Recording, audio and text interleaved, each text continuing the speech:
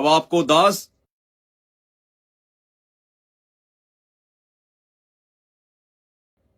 सतलोक से भगत हुआ।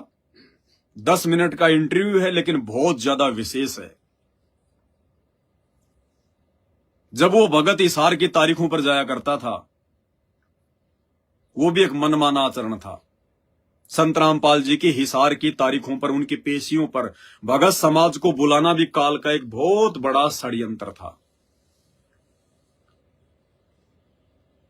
तो कोई अनिल नाम का एक भगत है, देखिए वो साध संगति से भी नहीं जुड़ा हुआ, मैं तो उसको जानता भी नहीं। वो खुद ही अपना एक यूट्यूब चैनल खोलकर अपने वीडियो अपलोड कर रहा है, सतलोक आश्रमों से जुड़ा हुआ है। उसने खुद ने वीडियो डाला अपना कि जब मैं हिसार की तारीख पर जाया करता था तो उस समय मेरे साथ में एक घटना घटी। हम जाकर रात्रि में एक आश्रम में सो गए। रात्रि में सौपन आया, और वो सौपन कोई सामान्य सौपन नहीं था भाई बहनों। अगर साध संगति में उस चीज का जिक्र किया जा रहा है तो वो कोई सामान्य सौपन नहीं था, वो एक सच्ची घटना है, जिस घटना को आधार बनाकर आज परमात्मा अपने सच्चे भक्तों के विश्वास को और अधिक आगे बढ़ाएंगे, दृढ़ करेंगे। उसने कहा कि जब हम सो गए तो सतगुरु रामपाल जी भगवान एक बस लेकर आए और कहा कि चलो बच्चों सतलोक, चलो बच्चों सतलोक। हम सभी हिसार की तारीखों पर जो भगत गए थे, हम उस बस में बैठ गए। और फिर क्या हुआ, उस भाई के मुख कमल से आप जी स्वयं उनका इंटरव्यू सुनिए, और बीच बीच में जहां पर आवश्यकता पड़ेगी दास इसका विश्लेषण करेगा। सत्साई भगत जी, लॉकडाउन से पहले सतगुरु संत रामपाल साहिब जी हमें तारीख पर हिसार बुलाते थे और हम सब खुशी खुशी हर महीने हिसार तारीख पर जाते थे। सपने में एक रात सतगुरु संत रामपाल जी साहिब की तारीख में हम हिसार गए। हिसार में तारीख लगने के बाद असुर निकंदन रेमनी हो गई। असुर निकंदन रेमनी आरती के समाप्त होने के बाद सतगुरु संत रामपाल जी सभा में आए और कहने लगे, जल्दी बस में बैठो, सतलोक चलेंगे। सतगुरु संत रामपाल जी साहिब के आदेश पर सभी भक्त समाज बस में जल्दी जल्दी बैठ गया और सतगुरु संत रामपाल साहिब जी बस को चलाने लगे। बस पहाड़ों पर ऐसे चल रही थी जैसे विमान चल रहा हो। सतगुरु संत रामपाल साहिब जी भक्तों से कह रहे थे कि सतलोक जीव, पुण्य जीव आत्मा 3 प्रकार से सतलोक जाती है। नंबर 1 मकर तार में, नंबर 2 विमान द्वारा और नंबर 3 सतगुरु सतपुरुष के साथ। बस में बैठे सभी भगत समाज सतगुरु बंदी छोड़ सतगुरु रामपाल भगवान की जय हो के जयकारे लगाने लगे। कुछ ही क्षण में बस सतलोक की जमीन पर पहुंच गई। सभी भगत समाज सतलोक की जमीन पे उतर गया। सतलोक की जमीन सफेद थी और आसमान हीरे पन्ने जवाहरात से जगमगा रहा था। ऐसा लग रहा था जैसे दिवाली हो, लेकिन सतलोक की रोशनी जगत की रोशनी से बहुत ही अलग थी। सतलोक की रोशनी के सामने जगत की रोशनी 0/0 थी। सतलोक में ताजमहल जैसे बड़े बड़े बहुत सारे महल बने हुए थे, जिनकी जो पृथ्वी जैसे बड़े थे। सतलोक की जमीन पर घास की जगह फूल उगे हुए थे। सतलोक फूलों की और बासमती की चावलों की खुशबू से महक रहा था। सतलोक के सभी घरों में पाठ प्रकाश हो रहा था। सभी के घरों में साखी चल रही थी। मुजदास भी एक महल जैसे घर में घुस गया जो संगे मरमर का था। उस घर में गरीबदास साहिब जी बानी कर रहे थे, पाठ प्रकाश कर रहे थे। मुजदास सतगुरु गरीबदास की बानी सुनने के लिए उस महल में बैठ गया। सतगुरु गरीबदास कहने लगे, बानी बाद में सुनना, पहले तुम भंडारा ले लो, क्योंकि तुम्हारे पास समय कम है, तुम्हें वापस पृथ्वी पर अपने लोग जाना होगा। सतगुरु गरीबदास के कहने पर दास सतलोक में घूमने लगा। सतलोक में घूमने पर बहुत आनंद आ रहा था। ऐसा लग रहा था जैसे बसंत का मौसम हो। घूमते घूमते दास को एक बाग नजर आया जिसके ऊपर एक बहुत बड़ा होर्ड लगा हुआ था जिसपे लिखा था सतगुरु संत रामपाल साहिब जी का बाग। सतगुरु संत रामपाल साहिब जी के बाग में दास बिना डरे अंदर चला गया। बाग में 2-2.5 फुट के फलों के पेड़ लगे हुए थे। उन पेड़ों पर 2.5 किलो के आम लगे हुए थे। मुझदास की फल तोड़ने की इच्छा हुई तो सतगुरु संत रामपाल जी के भगत समाज कहने लगे, आओ भगत जी, आज क्या सेवा लोगे? तुम्हारी इच्छा हो उस चीज को बताओ, हम तुम्हें उसी की सेवा देंगे। सतलोक के भगत समाज ने मुझे आम तोड़ के खिलाए, लेकिन मजे की बात ये थी कि उन आमों में गुठली नहीं थी। सतलोक में इच्छा करते ही सब कुछ प्रकट हो जाता है, बिना करे सब कुछ मिलता है। मगर अजीब बात ये थी कि सतलोक में एक बार जिस चीज को ग्रहण कर लिया उसके बाद उस चीज की दोबारा इच्छा नहीं होती। अर्थात सतगुरु मिलो तो इच्छा मिटे, पद में पद समाना, चल हंसा परलोक पठाऊं अमरापुर अस्ताना। दास भंडारा सेवक लेके बाग से बाहर आ गया और सतलोक की जमीन पर घूमने लगा बिना कोई फिक्र के, क्योंकि सतलोक में बिना करे सब कुछ मिलता है। इच्छा करने से ही सब कुछ प्राप्त हो जाता है, संतुष्टि हो जाती है और आनंद आता है। तभी मुझदास को एक बहुत बड़ा सिंहासन नजर आया जो हीरे पन्नों जवाहरातों से। अब आगे ध्यान से सुनना। वैसे इसमें 1-2 पॉइंट भाई ने और बताए हैं कि जब मैं सतलोक में गया तो वहां पर घर घर में एक एक आत्मा का घर जो महल के जैसा है, पूरी पृथ्वी है, इससे भी वहां पे बड़े बड़े महल एक एक आत्मा के हैं। यही बात सतगुरु रामपाल जी भगवान ने अपने सत्संगों में हमें बताई है कि बच्चों, जब तुम सतलोक में जाओगे तो वहां पर तुम्हारे जो शरीर का जो तेज है वो 16 सूर्यों के जितना है, और एक एक आत्मा का जो महल है वो यहाँ की जो पृथ्वी है, इस पृथ्वी से भी बड़े बड़े एक एक आत्मा के वहां पर महल हैं, क्योंकि सतलोक तो अनंत है, असीमित है। भाई जिस आत्मा के शरीर का नूर ही 16 सूर्य के जितना होगा, जो एक सूर्य पूरे किस ब्रह्मांड को रोशनी दे रहा है, और ऐसे ऐसे 16 सूर्य जितना प्रकाश एक एक आत्मा का जिस लोक में हो, तो उसका मकान, उसका महल तो इस पृथ्वी से तो बड़ा होना ही है। तो ये बात भी इस भाई की बिल्कुल सत्य है। फिर आगे इन्होंने कहा कि वहां पे घर घर में पाठ प्रकाश चल रहे हैं, घर घर में, यानी सतलोक में उन घरों में घर घर में पाठ प्रकाश चलते हैं, परमेश्वर की महिमा की वाणियां चलती हैं। और परमेश्वर ने वही सतलोक अपने सतसेवक बच्चों के घरों को बना दिया, क्योंकि उनकी लाखों की संगत में से केवल उनके सतसेवक बच्चों के घरों में ही आदरणीय गरीबदास जी महाराज जी के सदग्रंथ साहिब की वाणियां, जो स्वयं पूर्ण ब्रह्म परमात्मा कबीर साहिब सतगुरु रामपाल जी भगवान के मुख कमल से उच्चारित हैं, अनवरत चल रही हैं। तो आपका तो परमात्मा ने घर सतलोक बना दिया। ये पहचान है, ये संकेत है। इस घटना के माध्यम से, इस सौपन के माध्यम से परमात्मा ने आप और हम सत्सेवकों के विश्वास को जो है वो दृढ़ किया है कि बच्चों, अगर इसी प्रकार से अगर अपने गुरु में आस्था अगर तुम बनाकर भक्ति जो है वो करते रहे मर्यादाओं में रहकर, तो सोच लो तुम्हारा तो घर सतलोक बन चुका है, तुम्हारे मोक्ष में कोई डाउट नहीं है। जो प्रक्रिया वहां पर चल रही है सतलोक में, वही प्रक्रिया इस पृथ्वी पर हमारे घरों में शुरू हो चुकी है। तो घर घर में वहां पे पाठ प्रकाश शुरू हो रहे हैं। तो भाई जो है पाठ प्रकाश सुनने के लिए जाने लगा।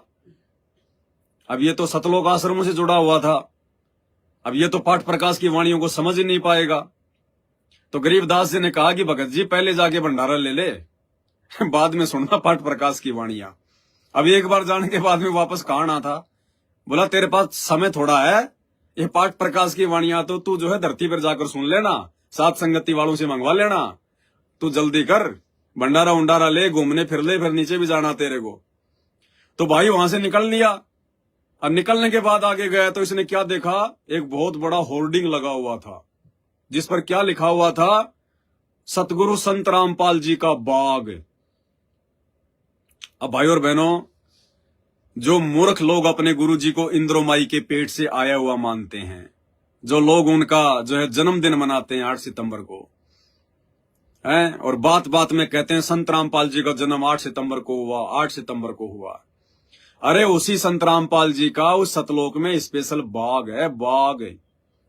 और जिसका सतलोक में बाग है तो भाई उसका स्पेशल सिंहासन भी होगा, स्पेशल महल भी होगा, हैं, ठाट बाट भी होगा, राजपाट भी होगा। तो कौन है संत रामपाल जी, कौन है? विचार करो इन बातों पर। ये कोई सामान्य घटना ही नहीं है, ये सौपन कोई ऐसे नहीं है कोई। आपको पता है ना, संत रामपाल जी के समय में भी जितने भक्तों की आप जी इंटरव्यू देखोगे, ज्यादातर के इंटरव्यू आपको यही मिलेंगे कि गुरुजी मुझे एक बार सतलोक लेकर गए। गुरुजी की पोती का इंटरव्यू तो सुना होगा आपने, आरजू का, जो सतलोक में गई थी, सेव खाकर आई थी, वापस सुबह उसकी आंख खुली तो उसने डकार मारी तो सेव की डकार आई थी। तो ये कोई सामान्य घटनाएं नहीं है, सामान्य सौपन नहीं है जो सतलोक के विषय में आते हैं। तो उसने देखा वहां सतगुरु संत रामपाल जी का बाग। तो भाई सतलोक में तो बाग अगर है तो फिर भगवान का ही होगा, अरे गिरे का तो वहां बाग हो नहीं सकता। वो भाई उस बाग के अंदर चला गया। आगे सुनिए। फिर वो बाग में घूमा, उसने देखा 2.5 फुट के आम लगे हुए हैं, 2.5 फुट के आम के पेड़ हैं, 2.5 जो है किलो के उनके आम लगे हुए हैं।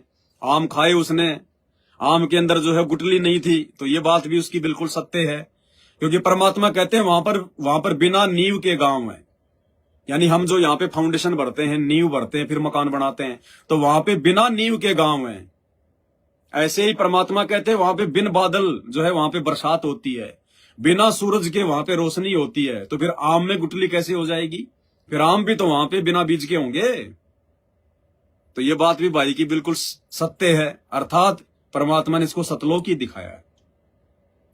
फिर इस भाई की नजर पड़ी एक सिंहासन पर, बहुत बड़ा सिंहासन।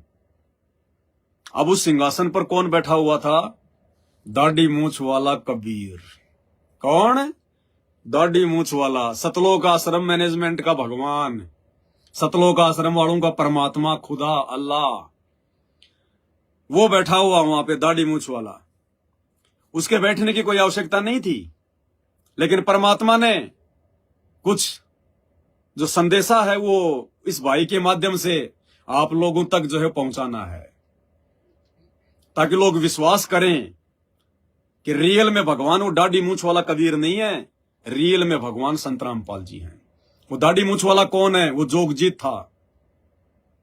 जोगजीत जिसका रूप बनाकर परमात्मा इस काललोक में आए थे, वो जोगजीत वहां पर बैठा हुआ था। अब आगे देखिएगा। हो जाता है, संतुष्टि हो जाती है और आनंद आता है। तभी मुझदास को एक बहुत बड़ा सिंहासन नजर आया जो हीरे पन्नों जवाहरातों से सजा हुआ था। उस पर सतगुरु कबीर साहिब जी विराजमान थे और कबीर साहिब जी कहने लगे, आओ भगत जी बैठो। मुझदास ने सतगुरु कबीर साहिब जी को दंडवत प्रणाम की। सतगुरु संत कबीर साहिब जी ने मुझदास को आशीर्वाद दिया। फिर अब ये गलती भाई और बहनों हम साध संगति से जुड़े हुए भाई बहनों ने सौपन में भी नहीं करनी है। सौपन में भी हम सत्सेवकों का दंडवत सिर्फ और सिर्फ एक ही पुरुष के लिए है पूरी सृष्टि में, सतगुरु रामपाल जी भगवान, जो हमारे पूज्य गुरुदेव हैं। ये चेहरा हमें याद है। सतगुरु रामपाल जी के अलावा हमने सृष्टि में किसी और को दंडवत प्रणाम नहीं करना है, भूल कर भी नहीं करना है।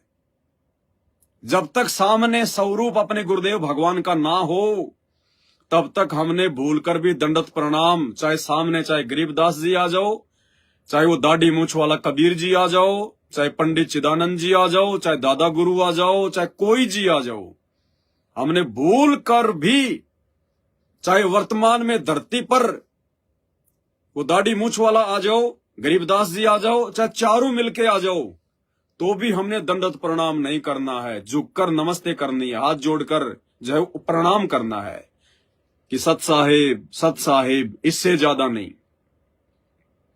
दंडवत प्रणाम केवल अपने गुरुदेव भगवान को।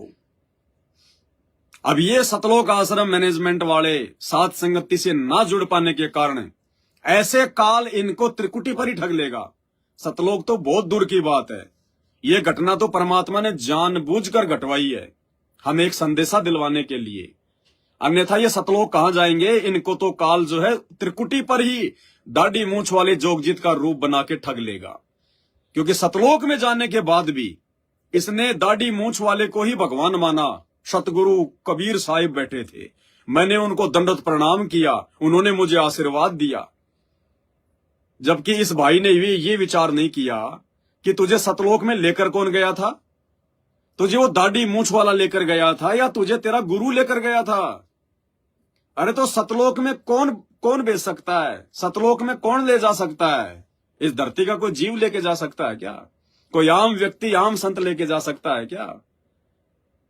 जो सतलोक लेकर गया, जो बस में बैठाकर, उसको तो भगवान नहीं मान रहे, उसको तो खाली अपना गुरु जी। और वहां जो गुरु जी का जो बेटा, जो 16 पुत्र है परमात्मा के, उनमें से एक का नाम जो जोगजीत है, जो जोगजीत वहां पर सिंहासन लगा के बैठा हुआ था अपना, परमात्मा तो भैया परीक्षा लेगा।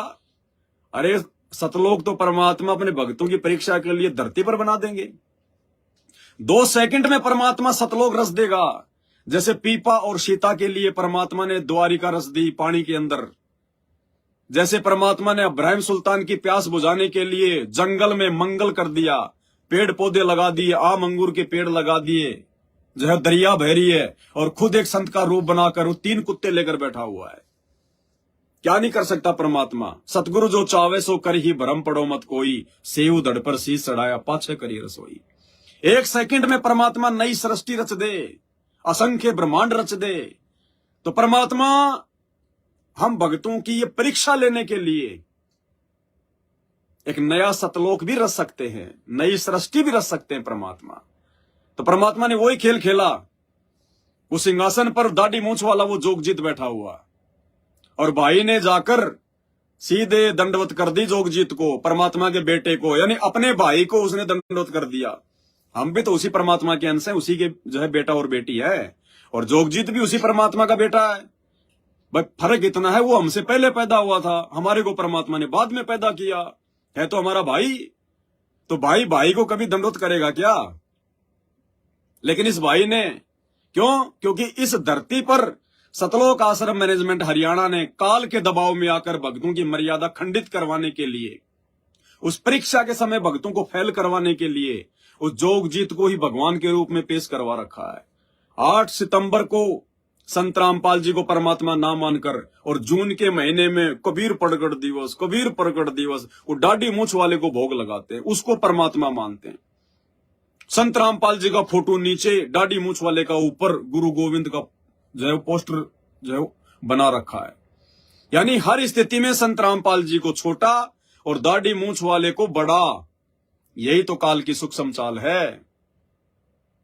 अब ये भी देखना आगे परमात्मा क्या खेल खेलेंगे। तो भाई ने दाढ़ी मूंछ वाले को भगवान समझकर, कबीर जी समझकर, जबकि ये विचार नहीं किया, बस में बैठाकर सतलोक लाया है। जगत का पेखना पेख्या, धनी का नाम ना लेखा। जिसने सतलोक पहुंचा दिया, क्या कहते हैं परमात्मा? मालिक की वाणी है, अमर करूं सतलोक पठाऊं, ताते बंदी छोड़ काऊं। तो सतलोक में कौन बैठा सकता है? कौन लेके गया? कबीर भगवान, रियल कबीर संत रामपाल जी। लेकिन इनकी बुद्धि भ्रष्ट है, ये अपने गुरु को मानुस मानते हैं।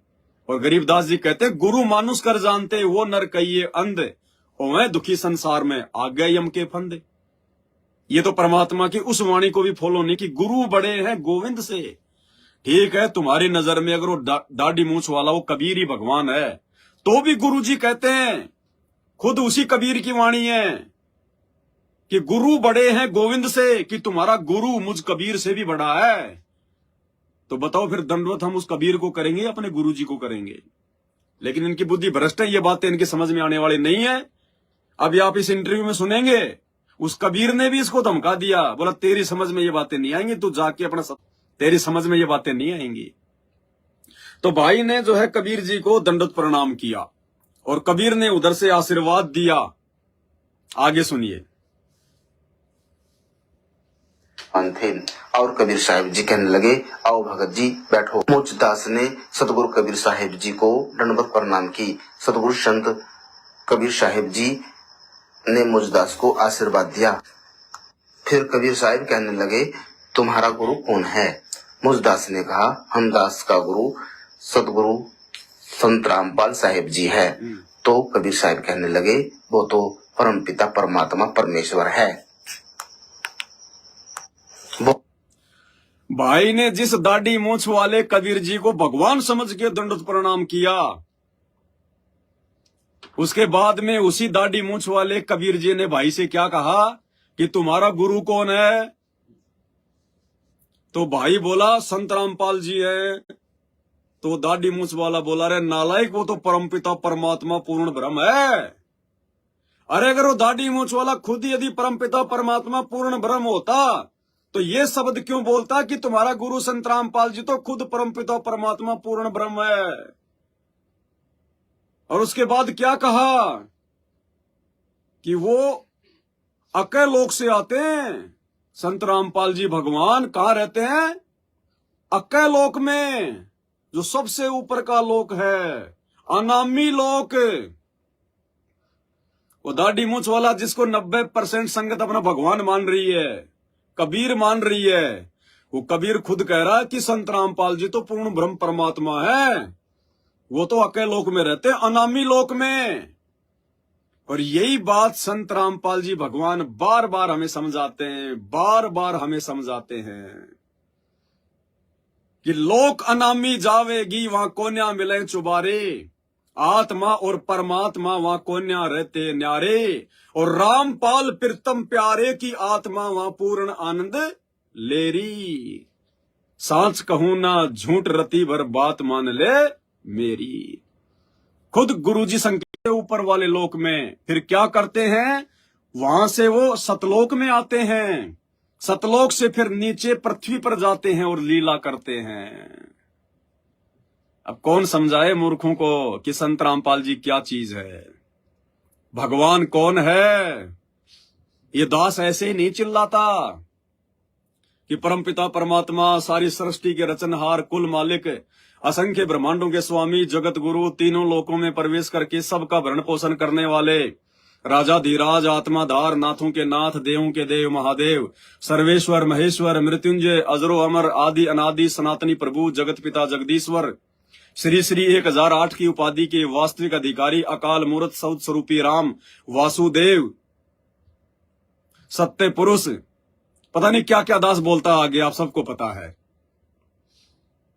तो ऐसे थोड़ी बोलता दास, ये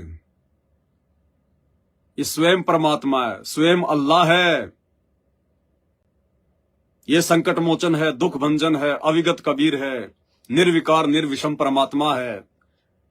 यही अल्लाह है, यही कबीर है, यही मौला है, यही बाखबर है, यही तत्वदर्शी संत है, यही राजाओं का राजा, महाराजाओं का महाराजा है, शहंशाहों का शहंशाह, सम्राटों का सम्राट है, यही बाबाओं का बाबा है, पीरों का पीर है, यही सर्वगुण संपन्न है, सर्व ब्रह्मांडों का रचयिता है, अनंत कोटि ब्रह्मांडों का स्वामी है, यही युवा कबीर है, समर्थ कबीर है, असमवत अमित योजा है, यही सच्चा रहनुमा है, करीम अल्लाह है, सुभान अल्लाह है, यही तो है सब कुछ।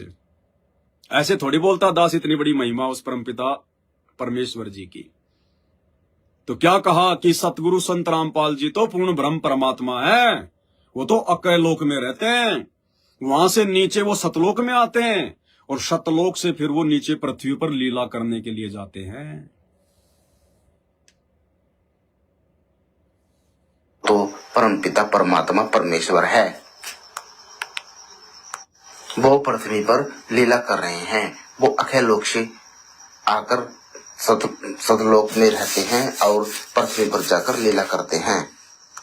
सतगुरु संत रामपाल साहिब जी जेल धाम में भी लीला कर रहे हैं। उनका एक शरीर जेल धाम में है। सतलोक में सतगुरु संत रामपाल साहिब जी की भक्ति होती है, जिस भक्ति को करने से जीव आत्मा अकय लोक चली जाती है। सतलोक में किसकी भक्ति होती है? क्या कह रहा है वो दाढ़ी मूछ वाला भगवान तुम्हारा? अगर उस दाढ़ी मूछ वाले की अगर सतलोक में भक्ति होती है तो दाढ़ी मूछ वाला तो खुद कह रहा है इस भाई को कि सतलोक में संत रामपाल जी भगवान की भक्ति होती है। सतलोक में भी संत रामपाल जी की भक्ति होती है।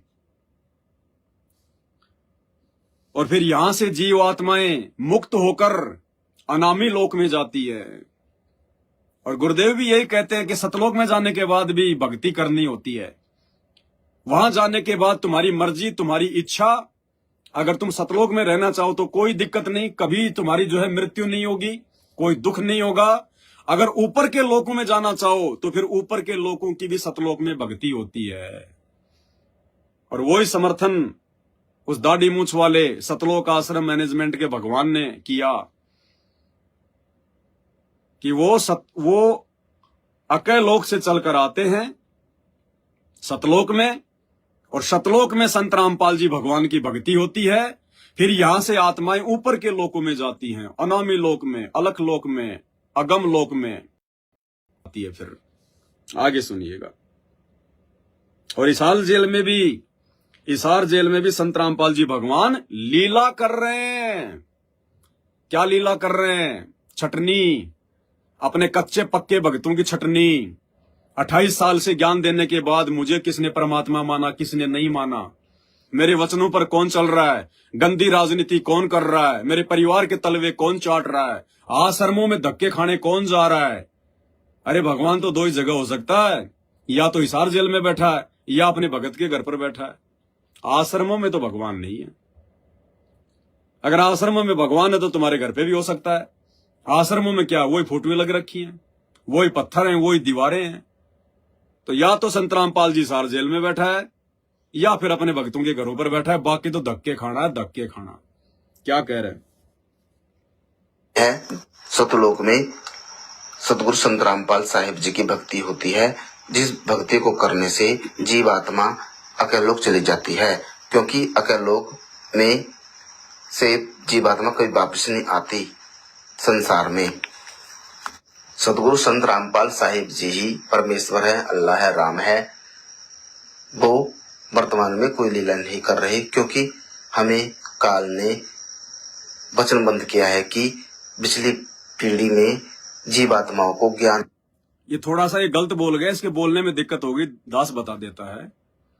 क्योंकि दाढ़ी मूछ वाले ने कहा कि सतगुरु संत रामपाल जी ही अल्लाह है, भगवान है, परमात्मा है, और वे वर्तमान में कोई लीला नहीं कर रहे। यहाँ पे लीला की जगह भाई ने बोलना था चमत्कार, कि वर्तमान में वे कोई चमत्कार नहीं कर रहे, यानी स्पष्ट रूप से अपने आप को भगवान साबित नहीं कर रहे। जैसे 650 साल पहले उन्होंने चमत्कार किए थे। रामानंद की जब सिकंदर लोदी ने तलवार से गर्दन काट दी, हजारों लोगों के सामने परमात्मा ने जोड़ दी। सिकंदर लोदी की जो उंगली थी वो कट गई थी, तेल के जो है कढ़ाई में डालने से परमात्मा ने वो सीधी कर दी। कमाल नाम के मुर्दे को परमात्मा ने हजारों लोगों के सामने जिंदा किया। कमाली को परमात्मा ने कब्र से बाहर निकालकर हजारों लोगों के सामने जो है उसको जीवित किया। तो ये कह रहा है कि वर्तमान में वो कोई चमत्कार नहीं कर रहे। क्यों? क्योंकि काल के साथ उनका एग्रीमेंट है। ध्यान से सुनिए। सतगुरु संत रामपाल साहिब जी ही परमेश्वर है, अल्लाह है, राम है। वो वर्तमान में कोई लीला नहीं कर रहे, क्योंकि हमें काल ने वचनबंध किया है कि पिछली पीढ़ी में जीवात्माओं को ज्ञान और भक्ति के द्वारा ही सतलोक लाना है, कोई लीला नहीं करनी। लेकिन जो भक्त उनकी शरण में आ जाता है वो गुप्त रूप से उनके लिए लीला करते रहते हैं, उनके सारे काम बनाते हैं, उन्हें दुखों से बचाते हैं, उनके पाप काटते हैं और सच्चा सुख देते हैं। फिर कबीर साहिब कहने लगे कि जिस तरह ज्योति निरंजन अपने अवतारों को समय समय पर पृथ्वी पर भेजता रहता है, उसी तरह सतगुरु संत रामपाल साहिब जी जो अकय लोक में रहते हैं हमें भी समय समय पर अवतरित करके भेजते रहते हैं। क्या कहा उस दाढ़ी मूछ वाले भगवान ने, जोगजीत ने, कि जिस प्रकार काल समय समय पर अपने अवतार भेजता रहता है, लीला करता है, उसी प्रकार अकय लोक में रहने वाले वो सतगुरु रामपाल जी भगवान हमें भी नीचे अवतार के रूप में लीला करने के लिए भेजते रहते हैं। अब बताओ, दाढ़ी मूछ वाला तो बहुत छोटी पावर हो गई। जिस दाढ़ी मूछ वाले को कबीर जी नीचे भेजता है लीला करने के लिए, कौन कबीर? सतगुरु रामपाल जी कबीर। समय समय पर लीला करने के लिए नीचे भेजते रहते हैं। और फिर क्या बताया परमात्मा ने कि उन अपने बेटों के रूप में स्वयं परमात्मा ही आकर लीला करता है। वो बेटे नहीं आते, उन बेटों को परमात्मा किसी और ब्रह्मांड में भेज देता है, कहीं और भेज देता है, उनको पता भी नहीं चलता। असंख्य सतलोक रच देता है परमात्मा सेकंडों में, असंख्य। जैसे रामचंद्र जी को त्रेता युग में मालूम भी नहीं, और उस कबीर भगवान सतगुरु रामपाल जी ने राम का रूप बना के रावण की नाभि में तीर मार दिया। श्री कृष्ण जी को पता भी नहीं, और संत रामपाल जी ने श्री कृष्ण जी का रूप बना के गोवर्धन पहाड़ को अपनी उंगली पे उठा लिया। हनुमान जी को पता भी नहीं, और संत रामपाल जी भगवान ने हनुमान जी का रूप बनाकर 400 किलोमीटर अपने हाथ फैलाकर, ये जो पाठ प्रकाश की वाणियां चल रही है ना घर घर में, इनको ध्यान से सुनोगे तो परमात्मा ने संकेत कर रखा है कि जो द्रोणागिरी जो पर्वत था, जो संजीवनी बूटी वाला, वो हनुमान जी उठा के नहीं लाया था। हनुमान जी की औकात नहीं थी। अपने भक्तों के काज वो परमात्मा स्वयं ही संपूर्ण करता है। उस पाठ प्रकाश की वाणी में है कि हनुमान जी ने कितने योजन, 100 योजन हाथ फैलाकर, 100 योजन यानी 400 किलोमीटर लंबे हाथ फैलाकर द्रोणागिरी पहाड़ को उठाया था। तो यह कारनामा किसने किया? सतगुरु रामपाल जी ने, उस कबीर भगवान ने। इस पाठ प्रकाश की वाणियों में कोई हनुमान जी की महिमा नहीं है। हनुमान जी का नाम आ गया तो कोई सोचे हनुमान जी की महिमा, यह हमारे भगवान की महिमा है इन वाणियों में।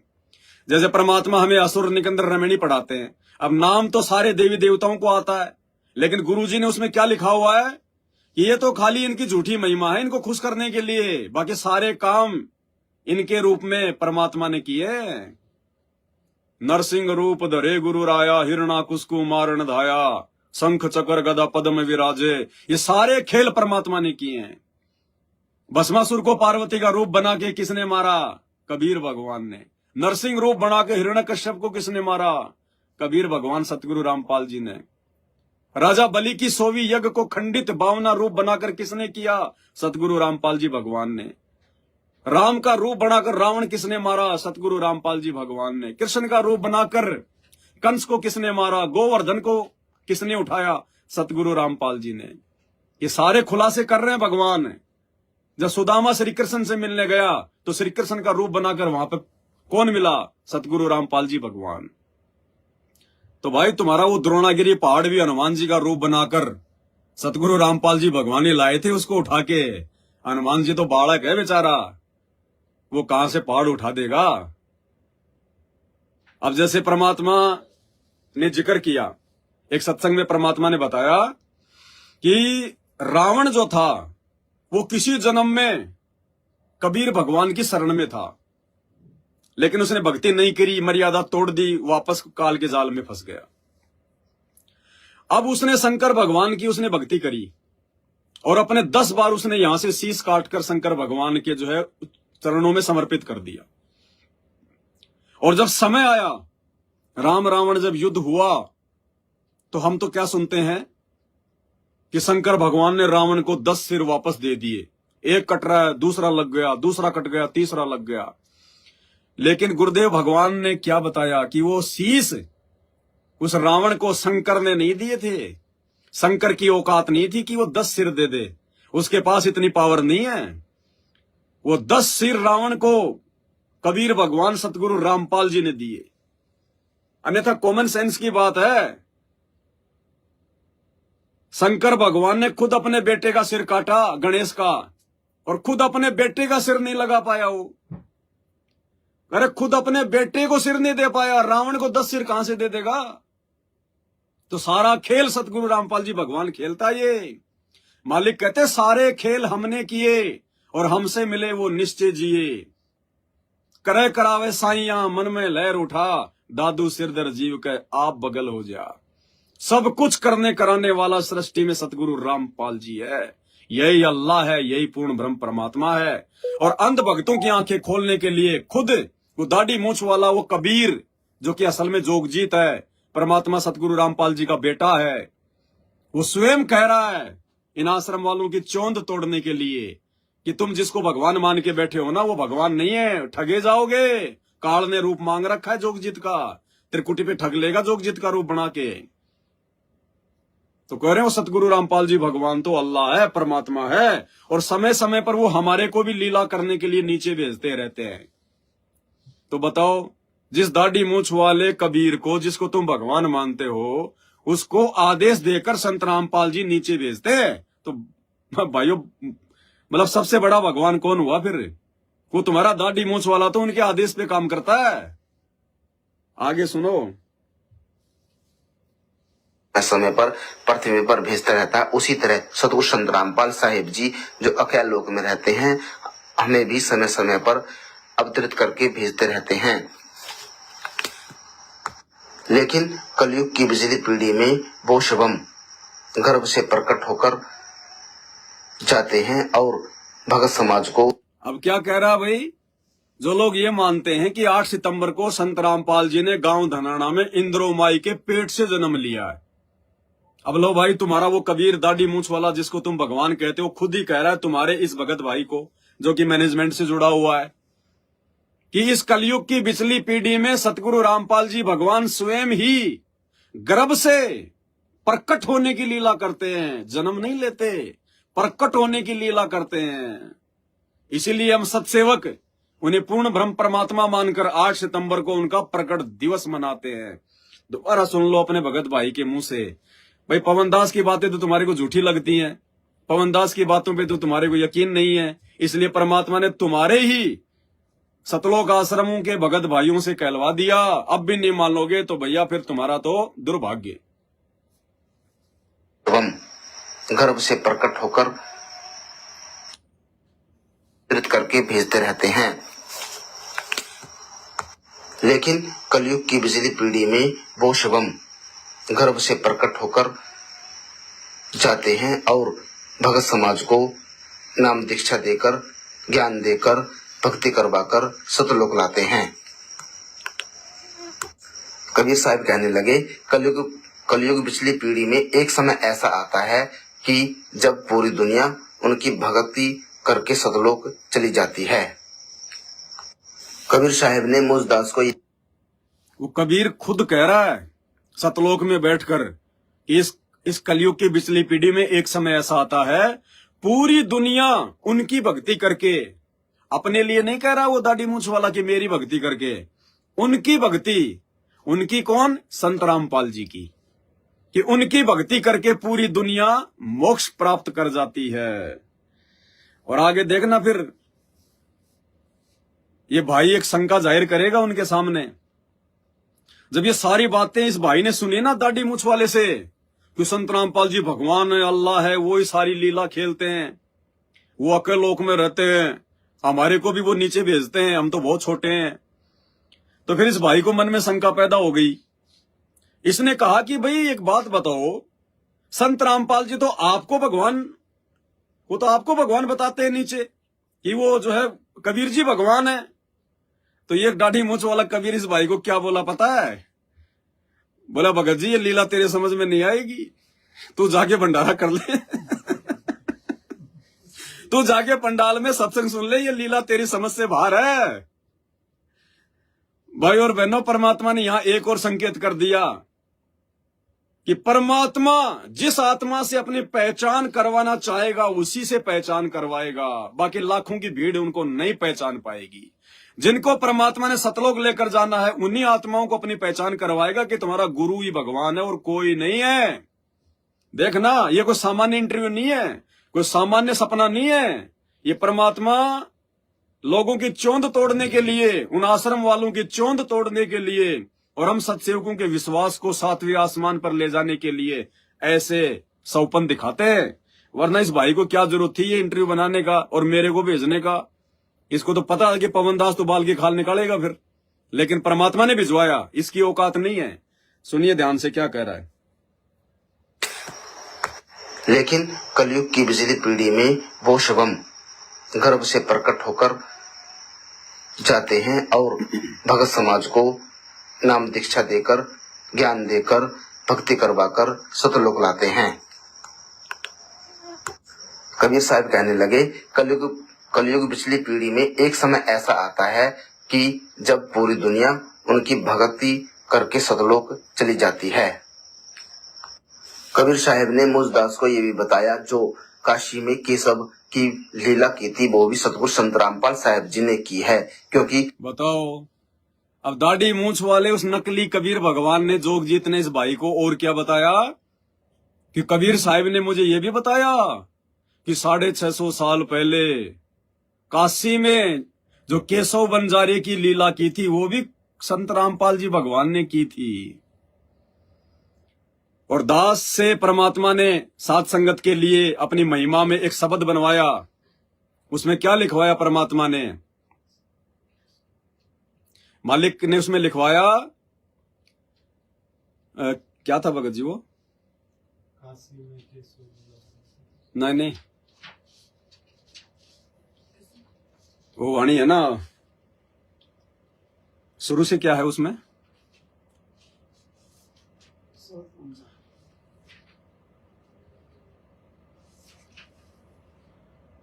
जो वाणी है, नहीं जो 9 लाख बोडी लाए थे काशी में संत जिमाए थे, जो 9 लाख बोडी काशी में संत जिमाए थे, जो केशव बन कर आए थे वो गुरु जी धनाना वाले हैं, जो केशव आए थे वो गुरु जी धनाना वाले हैं, जो दुनिया रचने वाले हैं वो गुरु जी धनाना। जब दास जब जेल में था उस समय परमात्मा ने दास से ये शब्द लिखवा दिया था। और यही बात वो दाढ़ी मूंछ वाला जोगजीत वो नकली कबीर कह रहा है कि जो 650 साल पहले जो काशी में जो केशव बनकर आया था वो लीला भी संत रामपाल जी भगवान ने की थी। अरे आंख खोल लो सतलोक आश्रम मैनेजमेंट हरियाणा वालों, नहीं तो बिना ओढ़े गिरे मरोगे, बिना ओढ़े गिरे सूखे मरोगे। भाई ये गुरु जी का परिवार समझे ना समझे ये तो काल प्रेरित है, इसके पीछे लगी हुई संगत तो अपनी आंख खोल लो। अरे तुमने भक्ति करनी है भगवान की, उनके परिवार के तलवे क्यों चाट रहे हो? क्या कहा भाई ने? कलयुग पिछली पीढ़ी में एक समय ऐसा आता है कि जब पूरी दुनिया उनकी भक्ति करके सतलोक चली जाती है। कबीर साहब ने मुझदास को ये भी बताया जो काशी में केशव की लीला की थी वो भी सतगुरु संत रामपाल साहब जी ने की है, क्योंकि सतगुरु संत रामपाल साहब जी अकह लोक में सतगुरु संत रामपाल साहब के नाम से और अगम लोक में सतपुरुष के नाम से और सतलोक में संत सतगुरु कबीर साहब के नाम से विराजमान हैं। आया कुछ समझ में? वो दाढ़ी मूंछ वाला कौन था? वो दाढ़ी मूंछ वाला कौन है जो इस भाई से बात कर रहा है और क्या कह रहा है कि सतगुरु संत रामपाल जी अकय लोक में संत रामपाल जी के नाम से रहते हैं और नीचे के लोक में अगम लोक में सत्य पुरुष के नाम से रहते हैं और इस सतलोक में वो कबीर नाम से रहते हैं। तो फिर वो बोलने वाला कौन है? जिसको ये भाई दाढ़ी मूंछ वाले को जो कबीर मान रहा है वो खुद कह रहा है कि सतलोक में सतगुरु रामपाल जी कबीर नाम से रहते हैं। तो फिर वो खुद कौन है? वो जोगजीत है, वो संत रामपाल जी का बेटा है जोगजीत, जिसका रूप बना के परमात्मा आते हैं यहाँ पे लीला करते हैं। 650 साल पहले आए, त्रेता में आए, द्वापर में आए। वो खुद कह रहा है कि सतलोक में सतगुरु रामपाल जी जो है कबीर नाम से रहते हैं। तो फिर वो खुद कौन है भाई जिसको ये भाई जो है वो कबीर समझ रहा है? वो जोगजीत है भाई और बहनों, जोगजीत, जिसके रूप में काल भक्तों को ठगेगा त्रिकुटी पर। सुन लो ध्यान से, अगर वो दाढ़ी मूंछ वाला यदि वो कबीर है तो वो क्यों कह रहा है ये बात कि संत रामपाल जी सतलोक में जो है कबीर नाम से रहते हैं? उसने थोड़ी कहा कि मैं कबीर हूं, वो तो इस भाई ने कहा कि सामने सिंहासन पर जो है कबीर जी बैठे हुए थे। उसने थोड़ी कहा कि मैं कबीर हूं, वो तो ये कह रहा कि सतलोक में वो कबीर नाम से रहते हैं, उनका सिंहासन तो अलग है। ध्यान से सुनो, गति करके सतलोक चली जाती है। कबीर साहब ने मुझदास को ये भी बताया जो काशी में केशव की लीला की थी वो भी सतगुरु संत रामपाल साहिब जी ने की है, क्योंकि सतगुरु संत रामपाल साहिब जी अकह लोक में सतगुरु संत रामपाल साहिब के नाम से और अगम लोक में सतपुरुष के नाम से और सतलोक में संत सतगुरु कबीर साहिब के नाम से विराजमान हैं। यही लीला ज्योति निरंजन ने अपने लोकों में की है। एक लोक में खुद रहता है, एक लोक में अपने बच्चों को रखता है। ज्योति निरंजन ने सारी नकल सतलोक की कर रखी है, लेकिन मांस मछली नशा ये सब ज्योति निरंजन का खाना है। इसने जीव आत्माओं को देकर सबको खंडित कर दिया है। मुझदास ने कबीर साहिब से कहा कि अब सुनो ध्यान से। अब ये सारी बातें जब इसने उस कबीर के मुंह से सुनी, जिसको ये कबीर मान रहा था जोगजीत को, अपने भाई को, तो इसके मन में शंकाएं पैदा हो गई कि हम तो इसको कबीर मान रहे हैं, हम तो दाढ़ी मूछ वाले को भगवान मान रहे हैं, वहां पे धरती पे हम इसको पूज रहे हैं, और ये तो संत रामपाल जी के गुण गा रहा है, संत रामपाल जी की महिमा कर रहा है, उनको भगवान बता रहा है, उनको कबीर बता रहा है। तो इस भाई के मन में शंका पैदा हो गई और इसने उससे पूछा कि संत रामपाल जी तो आपको भगवान बताते हैं, आपको कबीर जी बताते हैं। फिर उसने क्या जवाब दिया कि ये लीला तेरे समझ से बाहर की बात है, जब तक साथ संगति से नहीं जुड़ेगा ये खेल तेरे समझ में नहीं आएगा, बड़ों के समझ में नहीं आ रहा। उसने जीव आत्माओं को देकर सबको खंडित कर दिया है। सुनिए, मुझदास ने कबीर साहिब से कहा कि सतगुरु संत रामपाल साहिब जी आपको परमपिता परमात्मा परमेश्वर बताते हैं। तो कबीर साहिब जी ने कहा ये लीला और कुछ है, आप नहीं समझोगे, आप सत्संग सुनने पंडाल में चले जाओ, क्योंकि सतगुरु संत रामपाल साहिब जी अगले लोक से सत्संग सुनाने आने वाले हैं। बताओ, सतलोक आश्रम मैनेजमेंट हरियाणा के नकली दाढ़ी मूछ वाले भगवान ने, उस कबीर ने क्या कहा जब इस भाई ने सवाल किया कि संत रामपाल जी तो आपको परमपिता परमात्मा बताते हैं, तो उसने कहा कि ये लीला आप नहीं समझोगे, जाकर पंडाल में सत्संग सुन ले, अर्थात पहले ज्ञान अच्छे से समझ ले, ये खेल अटपटा है, तेरे समझ में नहीं आएगा। ये विशेष ज्ञान परमात्मा की विशेष आत्माओं को ही समझ में आता है, उनके विशेष आशीर्वाद से। ध्यान से सुनिए। कबीर साहिब से कहा कि सतगुरु संत रामपाल साहिब जी आपको परमपिता परमात्मा परमेश्वर बताते हैं। तो कबीर साहिब जी ने कहा ये लीला और कुछ है, आप नहीं समझोगे, आप सत्संग सुनने पंडाल में चले जाओ, क्योंकि सतगुरु संत रामपाल साहिब जी अगले लोक से सत्संग सुनाने आने वाले हैं। दास सतगुरु कबीर साहिब को अब बताओ, एक तरफ तो संत रामपाल जी इनको धरती से इनको बस में बैठा के सतलोक लेके गए, और उधर वो जोगजीत क्या कह रहा कि जल्दी चला जा, अकल लोक से संत रामपाल जी सतलोक में सत्संग करने के लिए आने वाले हैं। और भाई और बहनों, बार बार आपको दास एक बात बताता है कि भाई और बहनों, इस वहम में ना रहना, इस वहम में बिल्कुल भी ना रहना कि संत रामपाल जी हमारे गुरु हैं, ये जेल में बैठे हुए हैं। दास ने बार बार आपको यही कहा है कि ये परमात्मा असंख्य ब्रह्मांडों में भिन्न भिन्न रूप बनाकर असंख्य लीलाएं कर रहा है। आप और हमारे लिए इसार जेल में बैठकर लीला कर रहा है, पताड़ लोक में ना जाने कौन सा जो है बल्कि संत बन के खेल खेल रहा है, ऊपर के स्वर्ग लोक में देव देवताओं से जाकर मिल रहा है, और अनेक ब्रह्मांडों में परमात्मा साधु संत महात्मा का रूप बना के वहां पे सत्संग कर रहा है, हजारों जगह लाखों जगह अपनी आत्माओं को जगा रहा है, काल के जाल से निकाल रहा है, उनको पृथ्वी पे उनको जन्म दे रहा है। एक रूप में परमात्मा सतलोक में बैठा, एक रूप में ऊपर के लोकों में बैठा हुआ है। उसी का प्रमाण यहाँ पे आपको दिख रहा है। एक रूप में तो परमात्मा हिसार जेल में बैठे हुए हैं, एक रूप में परमात्मा इसको बस में बैठा के सतलोक ले गए, और एक रूप में वो कह रहा कि वो तो अकेले लोक से आने वाले हैं नीचे सतलोक में सत्संग करने के लिए, जल्दी चला जा पंडाल में। तो ये समर्थ परमात्मा है, अनंत कोटि कलाओं का स्वामी है, अनंत कोटि ब्रह्मांडों का नायक। आप और हमारा कोई सौभाग्य है। अरे आप और हम आत्माओं को एक गांव का सरपंच वैल्यू नहीं देता, एक आड़ोसी पाड़ोसी जिसके पास फॉर्च्यूनर गाड़ी है, बढ़िया जिसका काम धंधा है, वो हमारे को मुंह नहीं लगाता। ये 2 कोटि के जीव रामपाल के भगत क्या है, और वो रामपाल है, वो सर्व ब्रह्मांडों का पालक, अकल लोक का राजा आप और हमारे लिए जेल में बैठा है। आप और हमें अपने सीने से लगाने के लिए सोच रहा है। आप और हमारा सतगुरु बनकर आ गया। आप और हमारे को इस धरती की विशेष आत्मा कहता है, पुण्यात्मा कहता है, और ये भी कहता है कि ब्रह्मा विष्णु महेश का भाग्य भी तुम्हारे भाग्य के आगे 0/0 है। अरे जो गांव का सरपंच हमें वैल्यू नहीं देता और हमें वो अखिल ब्रह्मांडों का स्वामी, वो नायक, वो भगवान सीने से लगा के रखा हुआ है।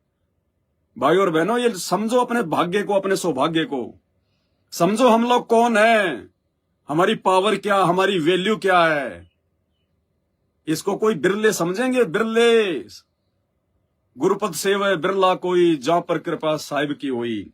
आगे क्या कह रहा भाई, क्योंकि मोबाइल की बैटरी भी जो है डाउन हो रही है। और क्या कह रहा है आप नहीं समझोगे। आप सत्संग खंडित कर दिया है। मुझदास ने कबीर साहिब से कहा कि सतगुरु संत रामपाल साहिब जी आपको परमपिता परमात्मा परमेश्वर बताते हैं। तो कबीर साहिब जी ने कहा ये लीला और कुछ है, आप नहीं समझोगे। आप सत्संग सुनने पंडाल में चले जाओ, क्योंकि सतगुरु संत रामपाल साहिब जी अगले लोक से सत्संग सुनाने आने वाले हैं। दास सतगुरु कबीर साहिब को सत साहिब करके चला आया और सतलोक में घूमने लगा। सतलोक में पंडाल लगा हुआ था। उस पंडाल में सतगुरु संत रामपाल जी की बड़ी बड़ी हुड लगी हुई थी। पंडाल में अब सुनना, जिस पंडाल में ये भाई फिर सत्संग सुनने के लिए आया, उस पंडाल में इसने क्या देखा, बड़ी बड़ी होर्डिंग लगी हुई थी, बड़े बड़े पोस्टर लगे हुए थे। और उन पोस्टरों में क्या फोटो थी, जो दाढ़ी मूछ वाला भगवान है वो तो नीचे बैठा है और संत रामपाल जी ऊपर बैठे हैं। और यहाँ पे उल्टा काम कर रखा है। यहाँ पे संत रामपाल जी तो दाढ़ी मूछ वाले के जो है मल के पैरों में बैठे हैं, दाढ़ी मूछ वाला ऊपर बैठा है। आप और हमारी आंखें खोलने के लिए परमात्मा ये लीला करवा रहे हैं कि किसी तरह से हम मूर्ख समझ जाएं, अपने भगवान को पहचान लें। फिर जब ये भाई वहां पे पंडाल में सत्संग सुनने गया तो वहां इसने बड़ा सा होर्डिंग देखा, इसने पोस्टर देखा।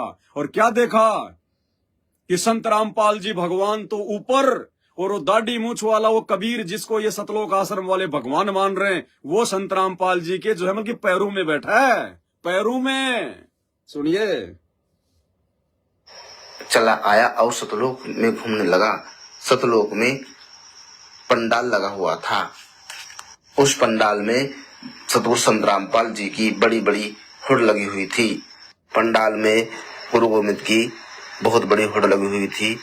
गुरु गोविंद की हुड में सतगुरु संत रामपाल साहिब जी ऊपर आशीर्वाद मुद्रा में बैठे हैं, नीचे कबीर साहिब आसन लगाए हुए बैठे हुए हैं। चारों तरफ भक्तों की भीड़ इकट्ठा हो रही थी। पंडाल में ब्रह्मा विष्णु महेश गणेश दुर्गेश सभी भक्तों के हाथों में रक्षा सूत्र बांध रहे थे। ब्रह्मा विष्णु महेश गणेश दुर्गेश बहुत सुंदर थे, गणेश के सूंड नहीं थी। ब्रह्मा विष्णु महेश गणेश दुर्गेश अगले लोक से भक्तों की सेवा करने आते हैं, क्योंकि जो जीवात्मा सतलोक में सदभक्ति प्राप्त करके सही भक्ति कर लेती है, अगले लोक चली जाती है और ब्रह्मा विष्णु महेश जैसे पद प्राप्त करती है। दुर्गा जैसी करोड़ों माई बहनें सतलोक में रसोई का काम संभालती हैं। एक एक बात इसकी सत्य है। क्या कह रहा कि वहां पे दुर्गा जैसी करोड़ों माइया तो वहां पे सतलोक में रसोई का काम संभालती है, भंडारे का, भक्तों के लिए, आत्माओं के लिए। और यही बात परमात्मा कहते हैं, काल जो पीसे पीसना जोरा है पणियार, ये दो असल मजदूर है मेरे साहिब के दरबार। कहते हैं दुर्गा जैसी तो वहां पे करोड़ों परमात्मा के वहां सतलोक में भंडारे में सेवा करती है, रसोई में खाना बनाती है, आप और हमारे लिए, हम आत्माओं के लिए। जो यहाँ पे हमारी माता बनी हुई है, शेरा वाली, दुर्गा वाली, खप्पर वाली, हमारे लिए वहां पे वो भोजन बनाती है, भंडारा करती है नौकरानी बनके। इसलिए परमात्मा कहते हैं चार मुक्ति जहां चंपी करती, माया होरी दासी। माया कौन? माया ये पैसा भी होता है, माया जो है ये दुर्गा भी होती है। मालिक कहते हैं चार मुक्ति जहां चंपी करती, माया होरी दासी, दास गरीब अभय पद पर से मिले राम अविनाशी।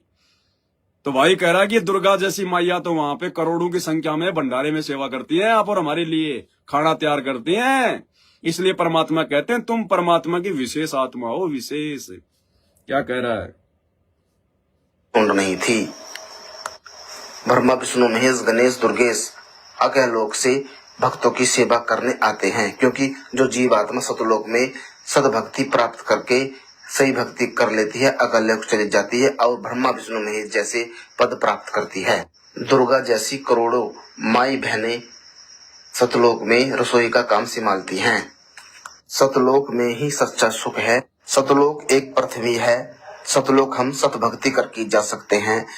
वर्तमान में सतभक्ति अधिकारी सतगुरु संत रामपाल साहिब जी हैं।